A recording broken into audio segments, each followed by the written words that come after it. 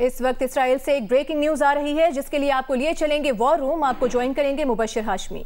War room से ताज़ा तरीन बड़ी खबर यह है कि बरतानवी वज़ीर ख़ारजा जेम्स कैलोरेली के दौरा इसराइल के दौरान इसराइली हम मनसब से बातचीत के दौरान रॉकेट हमले का सायरन बजने लगा। सायरन बजते ही जेम्स कैलोरेली और इसराइली वज़ीर ख़ारजा पनाह के लिए इमारत की तरफ दौड़ने लगे।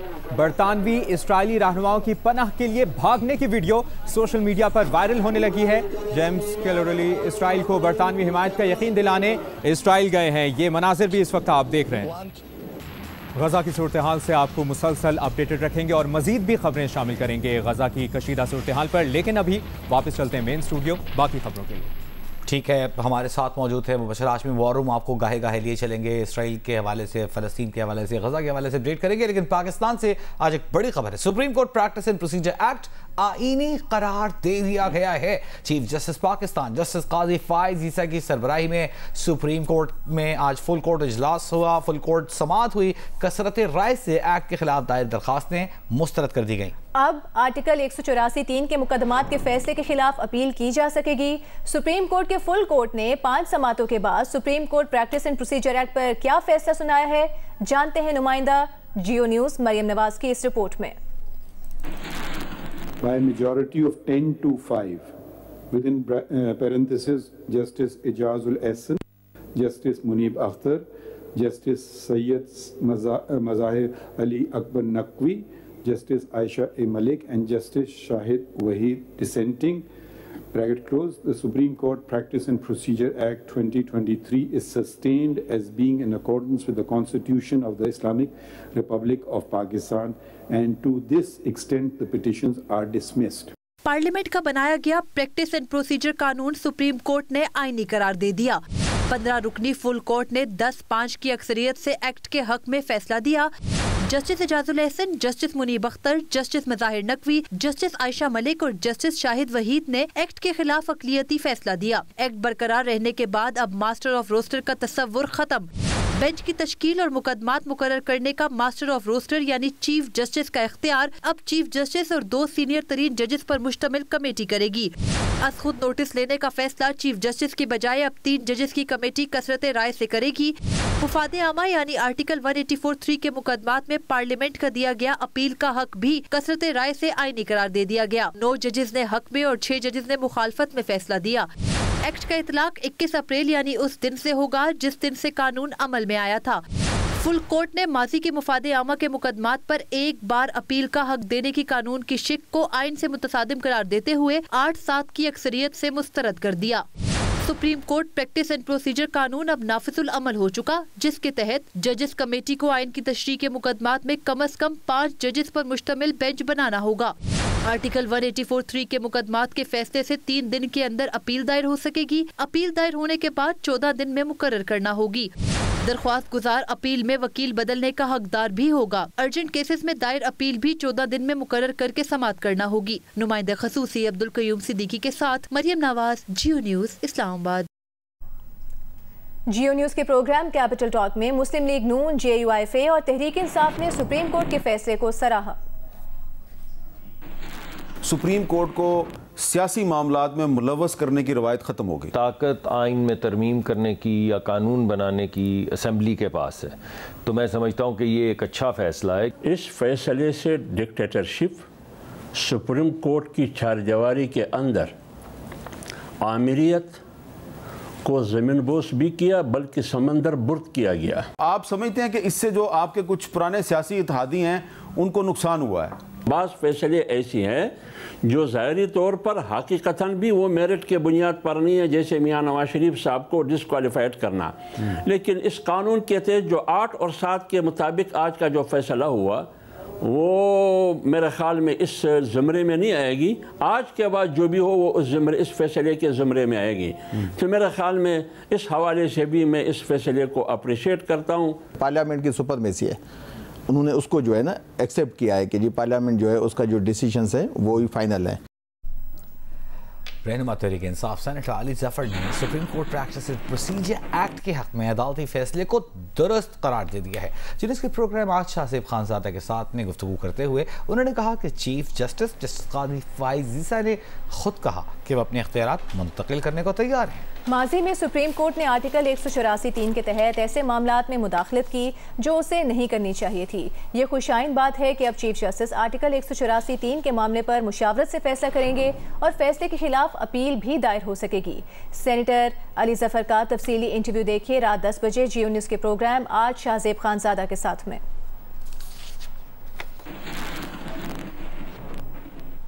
नून लीग के कायद नवाज शरीफ का वतन वापसी का सफर शुरू हो गया है। वो लंदन से सऊदी अरब के लिए रवाना हो गए। एवनफील्ड के बाहर कारकुनों ने नवाज शरीफ को अलविदा किया। सऊदी अरब में कुछ दिन कयाम के बाद वो दुबई रवाना होंगे। दुबई से 21 अक्टूबर को नवाज शरीफ वापस पाकिस्तान पहुंचेंगे। लाहौर में कारकुनों से गुफ्तगू में मरियम नवाज ने कहा कि नवाज शरीफ अवाम की मुश्किलात से निकालने का हल बताने आ रहे हैं। सारे तजर्बे फेल हो गए हैं, एक ही तजर्बा कामयाब रहा और वह है नवाज शरीफ। 2024 से 2029 तक पाकिस्तान को मुआशी तौर पर नाकाबिल तस्खीर बनाएंगे।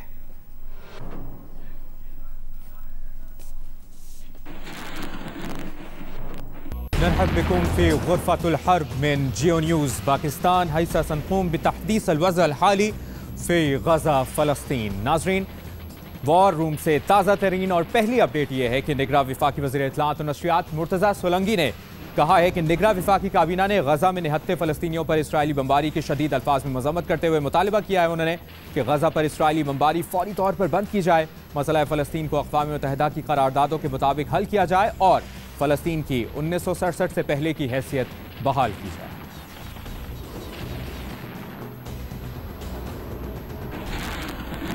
गजा पर इसराइली बमबारी में शहीद फ़लस्तीनियों की तादाद 1100 से ऊपर हो गई है और ज़ख्मियों की तादाद 5000 से ज़्यादा बताई जा रही है। इसराइल ने पूरे गजा की बिजली बंद कर दी है। बिजली बंद होने के बाद गजा के अस्पताल ने पूरी दुनिया से हंगामी मदद की अपील कर दी। मिस्र की मारूफ दरसगाह जामे अल अजहर ने गजा पट्टी पर इसराइली जारियत को सेहूनियों और उनके हामियों के चेहरे पर स्याह धब्बा करार दे दिया है। कहा है कि मगरबी मीडिया की मुतासिबाना कवरेज ने उनकी आज़ादी इजहार और तहफ़्फ़ुज़ इंसानी हुकूक के दावे बेनकाब कर दिए। तारीख फ़लस्तीनियों की हिमायत में ताख़ीर और चश्मपोशी करने वालों पर हरगिज़ रहम नहीं करेगी।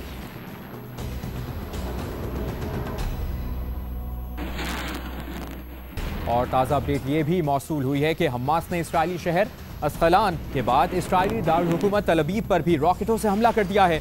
हमलों के बाद तल अबीब का एयरपोर्ट बंद कर दिया गया है। इसराइली मीडिया ने दीगर शहरों में कई अहदाफ को नुकसान पहुंचने का एतराफ़ कर लिया है।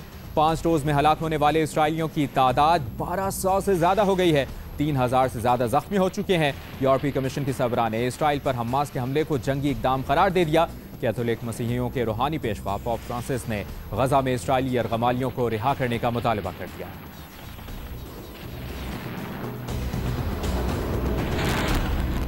और आपको ये भी बताएं कि गजा में मौजूद सहाफ़ी हस्सान जाबिर ने गजा में इसराइली जारियत को हौलनाक मंजर पेश कर दिया है। जियो न्यूज़ से गुफ्तगू करते हुए हस्सान जाबिर ने बताया कि गुज़श्ता रात गजा में इसराइल की जानिब से शदीद बमबारी की गई, जिसके नतीजे में कई 100 मासूम फ़लस्तीनी शहीद हुए। गजा में लोगों को खुराक, पानी और बिजली की शदीद किल्लत का सामना भी है। गजा में इस वक्त ऐसी कोई जगह नहीं जो महफूज हो। उनका मजीद कहना था कि कोई भी इस कशीदगी को रोकने की कोशिश नहीं कर रहा। बेगुनाह लोगों को बगैर कुछ किए इस कशीदगी की कीमत अदा करनी पड़ रही है। The situation in Gaza is still dangerous. There is no safe place in Gaza. Last night was full of accidents here over there. They targeted people, innocent people, while they are sleeping at their houses. They killed many people. There is no exact statistics about those who were killed. Gaza is about to face a severe problem in food. There is no electricity. Also, we will face a big problem in water. Also, people are frustrated. No one is trying to stop this escalation. The innocent people are paying the price without doing anything. सनसनीखेज इंकशाफ किए हैं हस्सान जाबिर जो कि सहाफ़ी हैं उन्होंने। और अभी ये भी बताएं आपको कि हमास के साथ जंग इसराइल को अरबों डॉलर महंगी पड़ेगी। इसराइली बैंक के मुताबिक हमास के साथ जंग में इसराइल के जंगी अखराजात 6 अरब 80 करोड़ डॉलर तक जा सकते हैं।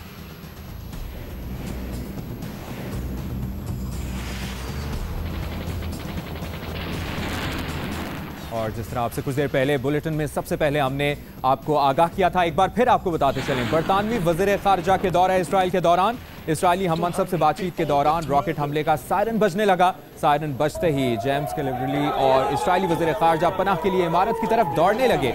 ये फुटेज भी इस वक्त आप स्क्रीन पर मुलाहिज़ा करें। ये वीडियो सोशल मीडिया पर वायरल होने लगी है। बरतानवी इसराइली रहनुमाओं की पनाह के लिए भागने की ये वीडियो इस वक्त सोशल मीडिया पर वायरल है। जेम्स कैलोरेली इसराइल को बरतानवी हिमायत का यकीन दिलाने इसराइल गए। मौलाना फजलुर रहमान ने शहबाज शरीफ से मुलाकात की है और नवाज शरीफ की वापसी पर नेक तमन्नाओं का इजहार किया। दोनों रहनुमाओं ने इत्तेफाक किया कि बहरानों से मिलकर ही निपटा जा सकता है। शहबाज शरीफ ने कहा कि पाकिस्तान को दिवालिया होने से बचाने में मौलाना फजलुर रहमान ने भरपूर ताउन किया। दूसरी जानिब शहबाज शरीफ से पार्टी रहनुमाओं ने मुलाकात की। मुलाकात में मुल्क की सूरत हाल और नवाज शरीफ के इस्तकबाल पर बातचीत की गई। शहबाज शरीफ से मुलाकात करने वालों में साबिक MNA मलिक रशीद अहमद खान, साबिक MPs मलिक अहमद अली खान और मलिक अहमद सईद शामिल थे। इस मौके पर पार्टी रहनुमाओं ने सदर नून लीग को नवाज शरीफ के इस्तकबाल के लिए इंतजामात से आगाह किया। शहबाज शरीफ ने पार्टी रहनुमाओं और कारकुनान के जज्बे और 21 अक्टूबर के लिए भरपूर तैयारियों को सराहा। सदर नून लीग से साबिक MNA इरफान अबू बशीर इकबाल और मकामी रहनुमा तलहा बरकी ने भी अलग अलग मुलाकातें की।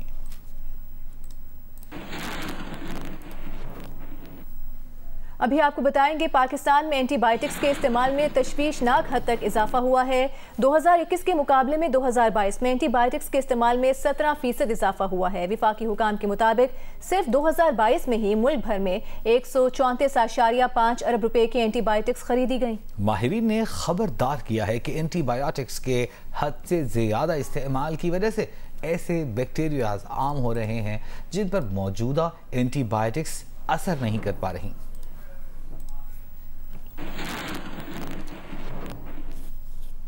कतर की मुसल्लह अफवाज के सरबराह ने आला सतह के वफ्द के हमरा एयर हेडक्वार्टर्स का दौरा किया। कतर की मुसल्लह अफवाज के chief of staff lieutenant general Salim Hamad Al Akeel की air chief marshal Zaheer Ahmed Babar से दूसरी मुलाकात। लेफ्टिनेंट जनरल सालिम हमद की क़यादत में वफ़द ने एयर हेडक्वार्टर्स इस्लामाबाद का दौरा भी किया।